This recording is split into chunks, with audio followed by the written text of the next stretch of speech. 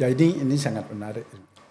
Karena kalau seni lukis Bali kan penggemarnya itu pasti orang Bali pada saat itu. Ya. Untuk bisa digemari oleh orang luar, orang luar harus menciptakan selera orang luar gitu.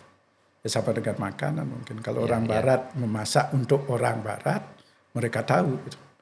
Tapi kalau orang Bali pada zaman itu ya, sekarang udah beda ini. Gitu. Sudah beda. Nanti Ya, kita bicarakan. pasti seleranya ya Bali gitu. Oh ini ukuran garis yang bagus, ini ukuran pakem Bali gitu. Iya. Tetapi ini kita patut berterima kasih kepada tokoh Barat itu karena memang membukakan peluang itu. Gitu. Selamat datang di NAM Podcast. Selamat datang di NAM 6 Podcast.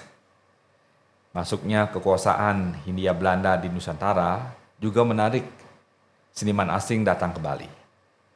Yang banyak dibicarakan secara lisan dan tertulis dalam perkembangan seni lukis Bali di zaman Hindia Belanda adalah Walter Spies dan Rudolf Bonnet. Padahal 20 tahun atau 2 dekade sebelum kedatangan Walter Spies itu telah hadir di Singaraja seorang pelukis dan penulis yang bernama Widnan Otto Jan Nieuwenkamp atau WOJ Nieuwenkamp pada tahun 1904. Nieuwenkamp saat itu telah mempromosikan Bali lewat karya-karyanya di luar negeri. Juga memperkenalkan teknik melukis dan gaya baru kepada seniman lokal. Ada relief seorang asing bersepeda di Pura Madue Karang di Desa Kebu Tambahan. Namun, pengaruh Nieuwenkamp tidak sebesar Walter Spies dan Rudolf Bonnet dengan organisasi Pitamaha yang berdiri tahun 1930-an yang memamerkan karya seni rupa Bali keluar Bali dan keluar negeri. Setelah Rudolf Bonnet kemudian menyusul penulis dan pelukis Miguel Covarrubias pada tahun 1933 juga datang ke Bali. Miguel Covarrubias berasal dari Meksiko. Disusul kemudian fotografer dan pelukis Robert Cook dan istrinya Louise Garrett Cook dari Amerika Serikat yang tinggal lama di Kuta. Juga pelukis dari Belgia, Jean Ariel de Meyer, kemudian pelukis dari Belanda, Willem Gerard Hawker pada tahun 1938 dan seterusnya. Organisasi Pitamaha dengan kurator kuncinya Rudolf Bonnet dan Walter Spies telah mengukir kuat pengaruhnya pada perkembangan seni lukis Bali dengan adanya seni lukis gaya Ubud, seni lukis gaya Batuan, dan seni lukis gaya Sanur. Kita lanjutkan perbincangan tentang seni lukis era Pitamaha ini dengan Profesor Dr. Wayan Karja, Master of Fine Art. Dan kemudian dengan datangnya penguasa dari luar Hindia Belanda pada saat zaman itu, nah datanglah pelukis-pelukis barat yang mempengaruhi perkembangan seni lukis di Bali terutama. Ya. Jadi apa benar seni lukis yang berkembang kemudian itu benar-benar diatur, diarahkan atau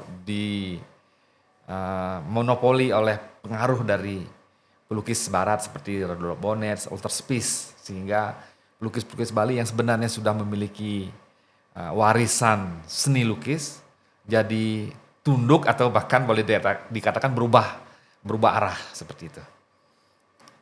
Ini satu yang menarik itu karena banyak sekali teks, buku atau pernyataan bahwa langsung ke Walter Spies dan Rudolf Bonnet gitu. Iya.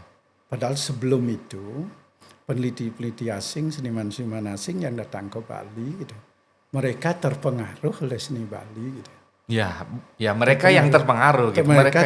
Mereka ingin studi ke Bali, mengembangkan apa yang ingin dikembangkan dalam pola pikir mereka secara individu gitu. Mereka ke sini research. Entah maksudnya art based research atau practice based research gitu.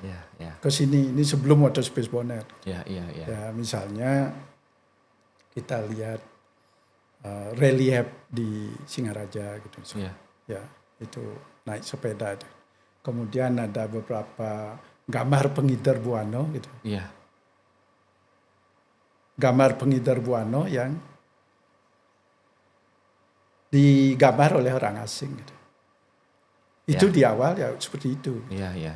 Kenapa akhirnya banyak di ceritanya di Rudolf Bonnet dan Walter Spies ini kembali ke relasi kuasa itu.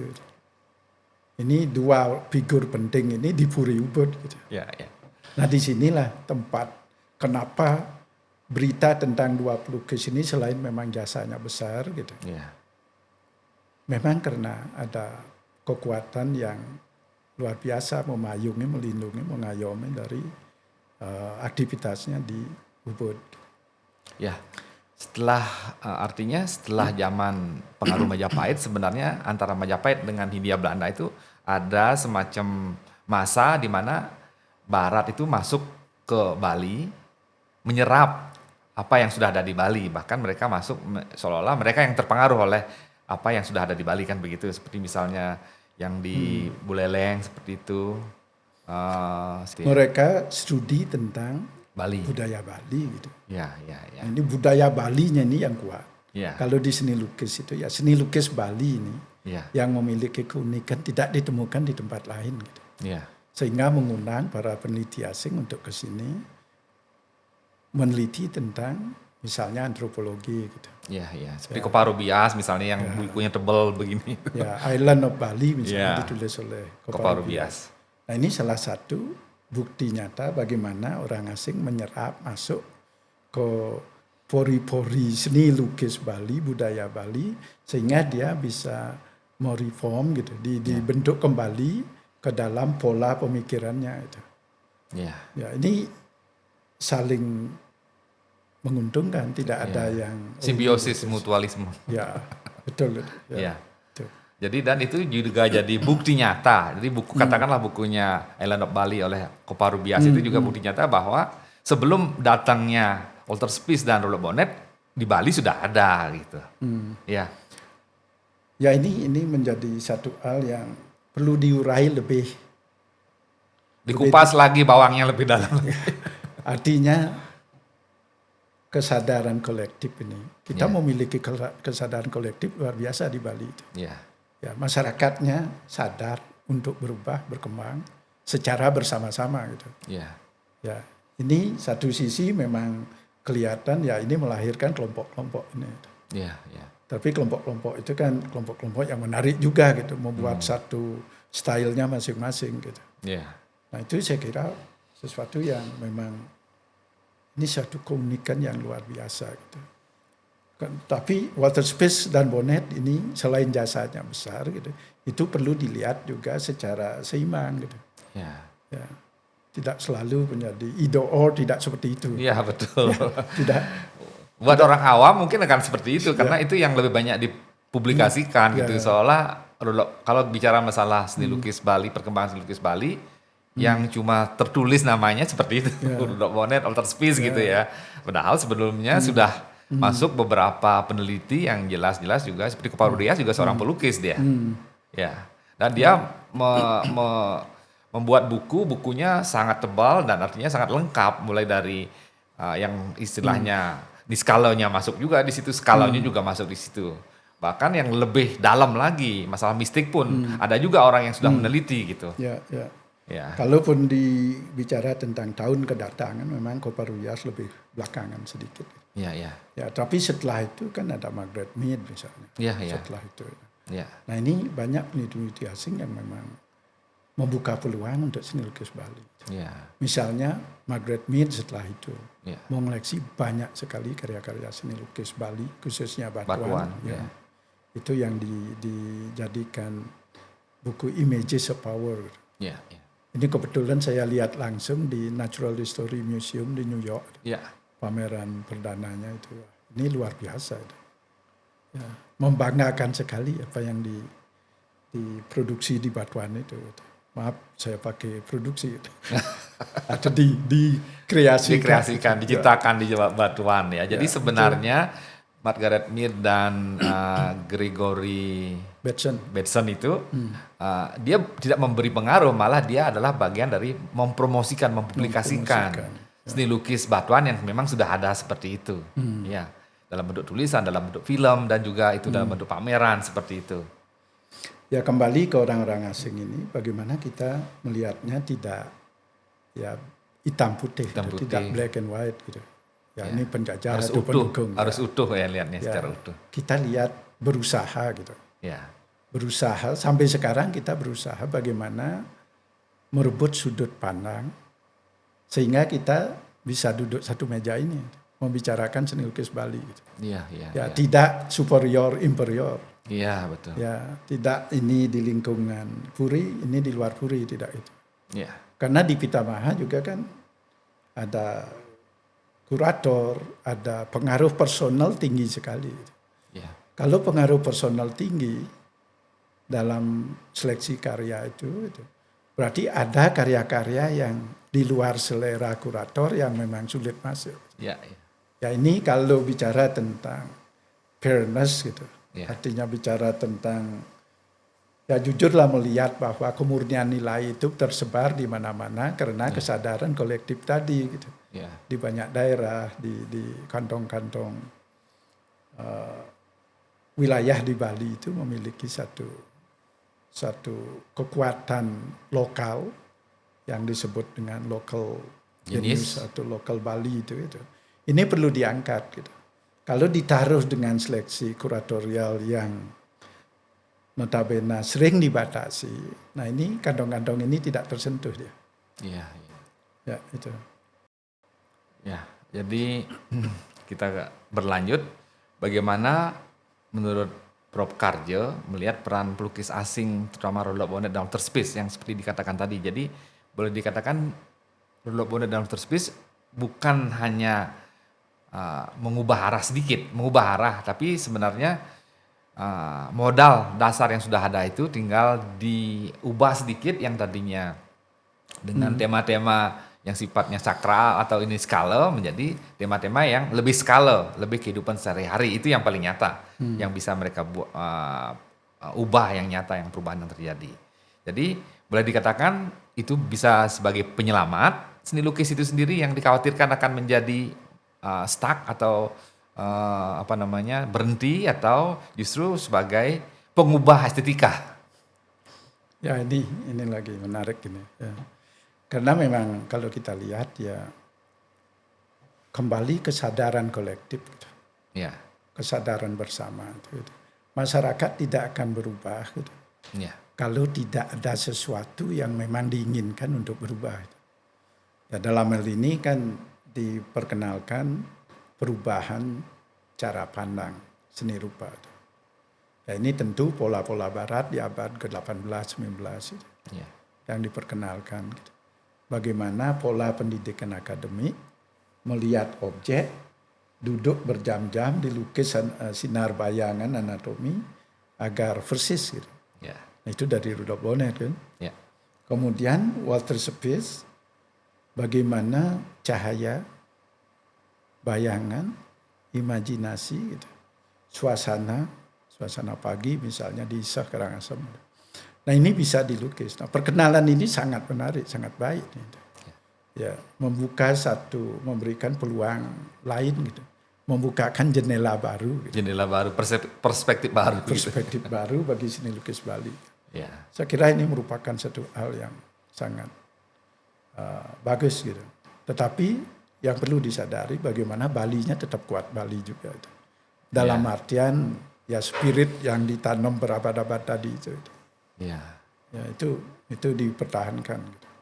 Ya, jadi dasar kalau seni lukis tema sudah jelas berubah ya. Itu boleh dikatakan semacam ya tanda petik itu revolusi tema gitu. Ya. Revolusi tema. Itu kan di luar gitu. Bajunya berubah gitu. Bajunya tapi berubah. orangnya jangan dirubah. Nah, itu dia. Baju boleh macam-macam model, style, tapi dalamnya tetap sama. Dan bahkan kalau bisa sampai di zaman kini ya, di zaman kontemporer masih dipegang seperti itu.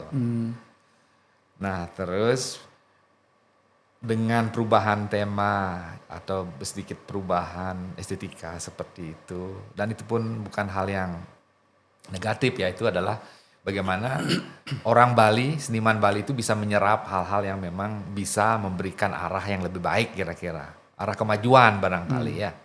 Jadi dengan adanya organisasi Pitamaha bukan sekedar perubahan jadi semacam seni lukis yang baru, tapi juga orientasi seni lukisnya pun berbeda juga. Karena Pitamaha itu organisasi yang juga mengumpulkan seniman untuk karya seninya ditransaksikan gitu. Jadi udah mulai masuk cara-cara seni di barat terjadinya transaksi seni seperti itu. Nah, Pitamaha sering dipuja sebagai tonggak seni lukis modern Bali. Apakah itu bagian dari sisi gelap itu dengan komersialnya seperti itu? Ini satu hal yang perlu dilihat dari segi konsep. Kita berubah dari konsep segitiga mengerucut ke satu pusat gitu. Berubah menjadi lingkaran gitu. Kalau dulu ya memang harus satu pusat gitu. Apalagi kan kalau di relasi kuasa ya penguasa gitu. Kalau di seni lukis ya kurator, pengarah yang dua orang ini. Orang barat ya Rudolf Bonnet, Walter Spies. Semuanya diukur dari dua ini gitu. Yang seperti yang saya katakan tadi, yang ada di luar ini kan tidak lolos ya. Iya, tidak lolos kurasi. Ya, pasti itu. Kalau sudah di luar keinginan ini ya sudah tidak lolos. Dan ini belum tentu tidak baik. Tidak baik. Betul. Ya, bisa jadi karya yang baik, tetapi tidak sesuai dengan kriteria kurator. Kemudian ini pola segitiga itu. Kemudian pola lingkaran. Semua elemen-elemen yang masuk ke Bali itu adalah materi pengayaan seni rupa Bali. Itu elemen pengayaan gitu. Dikayakan, di enrichment ya. Diberikan macam-macam ramuan, ingredients gitu. Nah, untuk diolah oleh seniman Bali itu menjadi satu ramuan rasa yang berubah. Berubah dalam artian ya lebih kaya gitu. Ini menjadi satu hal yang perlu dilihat sebagai partnership gitu. Yang masuk yang baru ini, ini partnership. Bukan lawan saya yang harus di kick out atau dikeluarkan gitu. Itu yang menariknya. Sehingga kalau kita terima itu sebagai bentuk pengayaan, sikap selektif itu akan tumbuh gitu. Mana yang bisa dipakai, dilanjutkan, yang tidak ya pasti tidak larut di sana. Karena tidak perlu. Gitu. Inilah kembali ke kesadaran kolektif kita di Bali yang kuat gitu. Dan itu memang terus diperkuat harusnya. Sehingga cita-cita leluhur tentang seni rupa Bali yang memiliki satu kekuatan spiritual atau kekuatan batin yang tinggi gitu. Itu terpelihara, baju apapun dipakai gitu. Apapun yang masuk, desain apapun yang ada, tetapi spiritnya ya tetap kuat. Tetap kuat. Dan secara teknik juga para seniman seni lukis pada zaman Pitamaha itu masih memegang teknik asli yang memang dimiliki di Bali, bukan belajar teknik dari dua pelukis itu, Rudolf Bonnet dan Walter Spies. Cuma temanya, mungkin perspektifnya jadi berubah kan seperti itu. Jadi dan itu terjadinya di Ubud seperti tadi disinggung bahwa proses terjadinya pembentukan organisasi Pitamaha itu terkait juga dengan Puri. Selain dua pelukis yang memang dari barat dan juga ada satu pelukis dari lokal, Agustinho Mandempan kan pelukis lokal yang memang boleh dikatakan mungkin minim sekali pengaruh dari gaya Rudolf Bonnet maupun gayanya Walter Spies. Nah, kemudian berkolaborasi dengan Puri akhirnya dengan publikasi yang luar biasa sehingga ini akan menunjukkan bahwa seolah-olah Ubud menjadi dominan dalam perkembangan sejarah seni lukis Bali. Apa benar demikian? Ini kembali ke rasa bangga kita kepada Puri gitu. Istilahnya boleh tampil di Puri gitu luar biasa itu. Apalagi boleh nunas gitu. Boleh picau dari boleh picau dari Puri gitu. Sehingga ya apapun yang masuk di Puri lukisan setelah 1956 ya ini menjadi standar ya. Jadi ukuran penting gitu. Dan itu diseleksi oleh kurator. Ya. Rudolf Bonnet kan. Nah itu apapun masuk ke sana menjadi satu catatan yang penting dan catatan sejarah Ubud jadi. Ya. Nah ini menjadi sesuatu yang memang unik gitu. Tapi keunikan dari Gusti Nyoman Lempart ini luar biasa. Ya. Ini maestro Bali yang memang lahir dari rohnya Bali gitu. Tidak banyak dipengaruhi oleh Barat, walaupun bergaul dengan orang Barat. Ya, sangat akrab. Ya, sangat akrab dengan ya. Rudolf Bonnet maupun Walter Spies ya. Kalau asumsi saya bagaimana penanaman nilai-nilai gitu. Karena Gusti Nyoman Lempart kan di Puri juga kan. Iya, betul. Ya, penanaman nilai-nilai tentang kebalian itu di Puri luar biasa itu. Dan Gusti Nyoman Lempart sudah firm gitu, sudah ya ini memang harus jadi seni lukisnya Gusti Nyoman Lempart. Tidak dipengaruhi oleh tekniknya, warnanya, komposisi dan yang lainnya. Ya. Gitu. Ya. Kalau Gusti Nyoman Lempart saya lihat mungkin ada sedikit pengaruh tema ya, karena beberapa lukisan yang begitu banyak lukisan Gusti Nyoman Lempart itu ada yang agak sedikit katakanlah masalah seksualitas misalnya. Itu kalau orang Bali kan zaman sebelum itu tidak mungkin berani mengekspos hal seperti itu. Sedangkan lukisan Gusti Nyoman Lempart ini sampai sejauh itu dia mengekspos. Jadi boleh dikatakan spirit keberanian, keterbukaan, atau boleh dikatakan juga apa ya, kepulgaran itu bisa tumbuh gitu. Ya itu senimannya. Senimannya. Ya, rasa bebas menjadi seniman itu. Ya. Karena seniman itu mengungkap satu kebenaran yang tidak hanya kebenaran intelektual. Iya, iya. Tetapi kebenaran rasa, kebenaran estetika itu. Iya, iya. Nah ini menjadi satu hal yang tidak hanya diukur dari cognitive consciousness. Iya.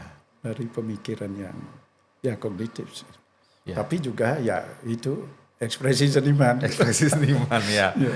Jadi sebenarnya kalau disederhanakan, zaman Pitamaha itu ada 3 hal yang terjadi perubahan lah. 1, tema lukisan dengan teknik yang masih tetap seni lukis Bali kan begitu. Yang kedua, orientasi dari membuat karya seni itu yang tadinya memang untuk ngayah dan artinya boleh dikatakan tidak terkait dengan transaksi jual beli, tapi pada saat mulai zaman Pitamaha sudah mulai terjadi hal seperti itu. Terus yang ketiga adalah seni lukis yang tadinya bersifat kolektif dan kemudian berubah jadi lebih individual gitu. Dan contoh yang nyata itu seperti tadi Gusti Nyoman Lempart dengan dasar yang sangat kuat tentang seni lukis yang memang asli Bali dengan gaya lukisannya Pak Gusti Nyoman Lempart, tapi dengan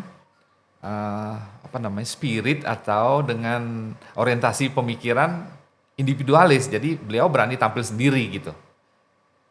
Nah, saya kira 3 hal ini mungkin salah satu perkembangan yang cukup signifikan perubahannya dari masa-masa seni lukis sebelumnya. Yang paling signifikan itu adalah fungsi komoditis. Ya. Lukisan mulai dijual belikan. Ya. Ini menggeser banyak fenomena. Ini menggeser banyak persoalan. Karena sebelumnya menjadi seniman lukis itu mungkin dengan nunas ajangan gitu, hanya diberikan makanan gitu cukup. Gitu. Ya. Karena sifatnya mengabdi ngayah gitu. Ya.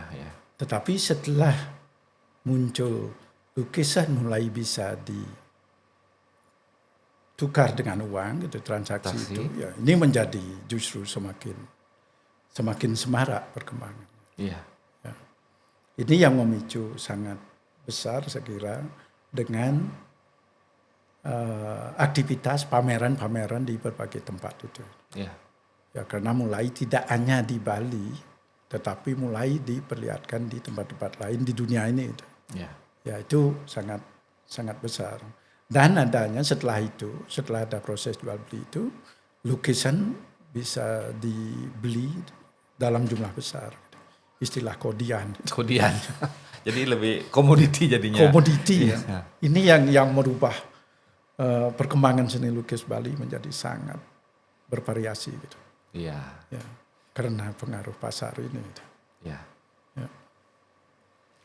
Jadi artinya setelah terjadinya seni lukis ditransaksikan, ya kemudian juga terus berkembang dan juga artinya ada yang menjual, ada yang membeli. Pembelinya tentu awalnya adalah orang asing pasti, orang asing. Jadi dan itu juga pengaruh dari Lodrop Bonnet maupun Walter Spies juga memasukkan pengaruhnya ke seni lukis Bali juga supaya artinya bisa diterima oleh masyarakatnya dia di barat, kan mungkin semakin arahnya ke arah seperti itu. Sama juga seperti misalnya dalam hal lain aktivitas dari Walter Spies dengan merekoreografi lagi tari keca yang bisa dikonsumsi oleh turis-turis yang datang ke Bali, yang tadinya lebih sakral, tari-tarian sangyang dan lain sebagainya, kan seperti itu.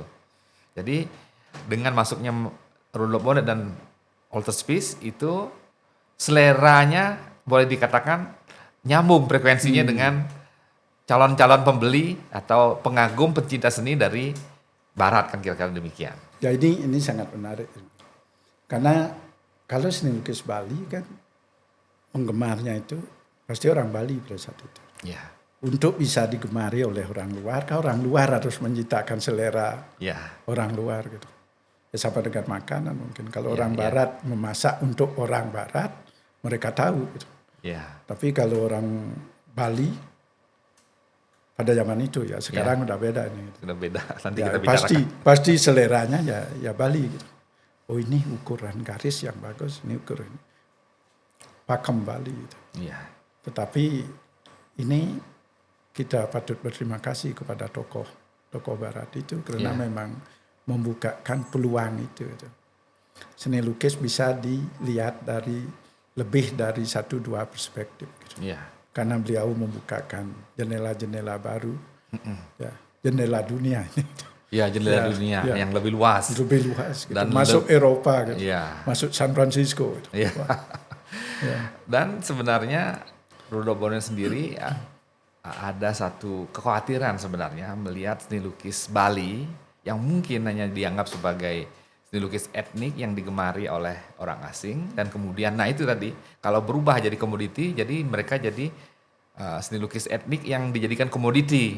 Nah dari sini kekhawatiran Lodrop Bonnet mungkin yang mendorong dia ini harus seni lukis Bali ini harus ada perubahan, harus ada perkembangan, pergeseran dengan adanya gaya ubud, gaya batuan yang kemudian berkembang dengan pengaruh dari era Pitamaha, juga gaya sanur. Nah, itu saya kira Lodrop Bonnet idealismenya jelas gitu. Bagaimana tetap kecintaannya terhadap seni lukis yang ada di Bali ini harus terus berkembang dan berkelanjutan, kira-kira demikian. Nah, ini memang visi untuk menjaga kualitas. Ya. Visi untuk menjaga kualitas, jangan sampai gitu. Ya. Seperti tadi mungkin terlalu di sakral, atau terlalu di stagnan dikucilkan gitu, terpinggirkan gitu, karena bisa jadi mandek gitu. Ya betul. Ya, kemudian ada sesuatu kekhawatiran dengan masuknya pasar ini menjadi produk pasar. Ya. Ada kekhawatiran dengan masuknya banyak turis ini menjadi seni turis gitu. Ya. Ya ini makanya satu konsep dibuatkan, dan ini mungkin cikal bakal dari Museum Puri Lukisan gitu. Ya. Bagaimana kualitas yang baik bisa masuk di museum tersebut gitu. Ya. Nah ini satu ide yang sangat bagus gitu. Ya. Ya, selain memang dipasarkan di tempat-tempat lain atau kota-kota di Indonesia dan luar negeri gitu.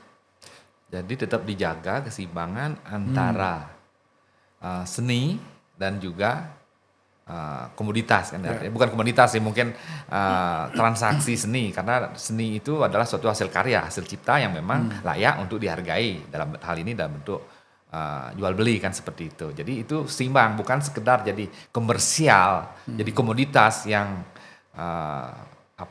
seperti kodian seperti itu, tapi itu masih punya jiwa di situ. Ya ini maksudnya untuk menjaga kita tahu limit. Ya, kapan mesti berhenti. kita tahu di mana batasnya, kita tahu bagaimana menjaga keseimbangan itu. Ya. Karena kuncinya ya tetap hukum keseimbangan yang diyakini di Bali gitu. Ya. Ya, artinya di awal tadi kan tidak IDO, tidak hitam putih gitu. Ya. Tetapi kita tetap menjaga kedua proses ini. Masuk pasar tetapi dengan kualitas. Ya, itu. Ya. Jadi di pasar pun artinya di pasar yang berkualitas, bukan pasar grosiran gitu. Masing-masing punya kualitas yang memang mumpuni, layak untuk ditampilkan. Jadi nilai seninya masih kuat kan begitu. Ya. Dan itu perkembangan seperti ini juga akan sering terjadi pada saat sesuatu sudah berjalan, kemudian pada satu titik lupa dengan limit sehingga dia akan jadi kodian. Nah, itu yang akan memperlemah sebenarnya arah dari perkembangan seni lukis tersebut. Nah, itu bukan terjadi pada zaman Pitamaha aja, setelah itu pun masih ada juga, nanti kita bicarakan. Oke, setelah itu. Jadi gaya batuan, gaya ubud, gaya sanur, dan kemudian dengan turunan dan semua itu apakah justru membatasi gaya, kita menyebutnya seperti itu. Kita menyebut ada lukisan gaya ubud, ada lukisan gaya sanur. Apakah itu justru membatasi perkembangan dari seni lukis masing-masing itu? Kalau pendapat saya tidak. Ya. Tidak membatasi. Itu justru bangkit dari kesadaran kolektif tadi gitu. Ya. Kesadaran sanur, kesadaran batuan, kesadaran ubud, kliki dan yang lainnya. Ya. Ini justru memperkaya kesanah seni lukis Bali gitu. Yang kita perlu atasi di sana adalah bagaimana kita menyeimbangkan antara pengetahuan seni dengan praktek seni gitu. Ya. Nah, ini peran perguruan tinggi. Ya. Riset tentang seni, riset tentang praktek seni gitu. Sehingga pengetahuannya bangkit dengan hanya membuat gitu. Kita sekarang kan banyak yang berkreasi, banyak yang mencipta, membuat gitu. Tetapi jarang sekali menanyakan apa yang kita buat. Sehingga pengetahuan dari karya itu lebih lama daripada menciptakan karya itu. Ya. Untuk menjaga nilai, saya kira pengetahuan tentang karya itu perlu dibangun. Gitu. Ya. Kesadaran tentang bagaimana memahami karya itu juga dibangkitkan. Kemudian kelompok-kelompok atau saya sebut mungkin lab gitu, semacam lab gitu. Laboratorium sanur, labnya batuan atau labnya Atau mungkin masab gitu. masab ya itu lebih gitu. Ini semacam tempat untuk riset. Ya. Ya, bagaimana mengembangkan, meningkatkan praktek teknik atau bahan dan yang lainnya, bagaimana meningkatkan pengetahuan tentang seni itu. Sehingga dengan muncul atau berkembangnya praktek yang terus berkesinambungan, diimbangi dengan pengetahuan yang memadai tentang itu, ya nilai itu terjaga. Ya. Dengan terjaganya nilai, pasar itu juga bisa berlebih punya nilai tawar gitu. Ya. Ya, kalau masuk pasar ya ini nilainya meningkat, kualitasnya meningkat gitu. Ya. Itu saya kira penting gitu. Sehingga karya-karya yang ada di Bali berkelompok seperti itu ini merupakan satu kekayaan Bali yang memang terus harus ditumbuh kembangkan gitu. Sehingga tumbuh lagi gaya-gaya yang lain gitu. Ya, jadi terbuka untuk tumbuh Terbuka. gaya-gaya yang lain. Ya. Jadi gaya yang benar-benar baru atau gaya kombinasi dari gaya-gaya yang sudah ada. Ya. Ya. Kalau dari perjalanan yang sudah kita bicarakan tadi, jadi boleh dikatakan ada mazhab seni lukis wayang klasik, kemudian masuk ke mazhab gaya seni lukis gaya ubud, seni lukis gaya sanur, seni lukis gaya batuan. Itu semuanya itu di zaman pre-kemerdekaan Indonesia.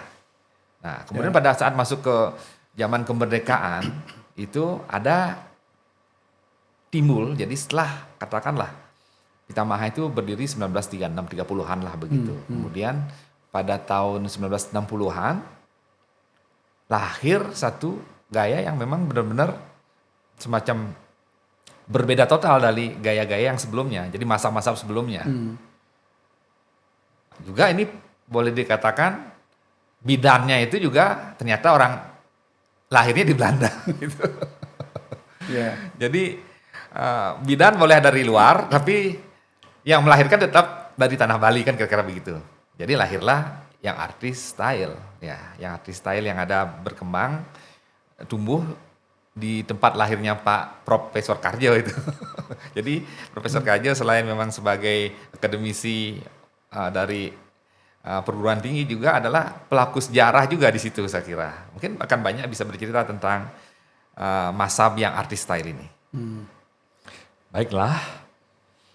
Organisasi Pitamaha yang resmi berdiri pada 29 Januari 1936 dengan tokoh Walter Spies, Rudolf Bonnet, Mrs. van der Sleen van Wessem, bersama seniman lokal Bali Gusti Nyoman Lempat, serta dukungan kuat dari Puri Ubud oleh Cokordo Gede Raka Sukawati dan Cokordo Gede Agung Sukawati. Era Pitamaha dianggap sebagai modernisasi seni lukis Bali. Pitamaha boleh dikatakan bubar sebagai organisasi saat kematian Walter Spies pada tahun 1942 pada masa Perang Dunia Kedua. Ternyata memerlukan waktu sekitar 30 tahun sampai lahirnya masa baru seni lukis di Bali. Setelah kedatangan Ari Smit di Bali tahun 1956, kemudian tinggal di Campan Ubud, Ari Smit bersama-sama anak-anak di Penestanan melahirkan seni lukis yang artis style. Seni lukis yang dibidani kelahirannya oleh Ari Smit pada tahun 1960-an ini merupakan antitesis dari mazhab seni lukis sebelumnya. Kita akan lanjutkan perbincangan tentang seni lukis yang artis style pada podcast berikutnya. Sampai berjumpa lagi di NAM 6 Podcast berikutnya. Jelajah Negeri Budaya Bersemi.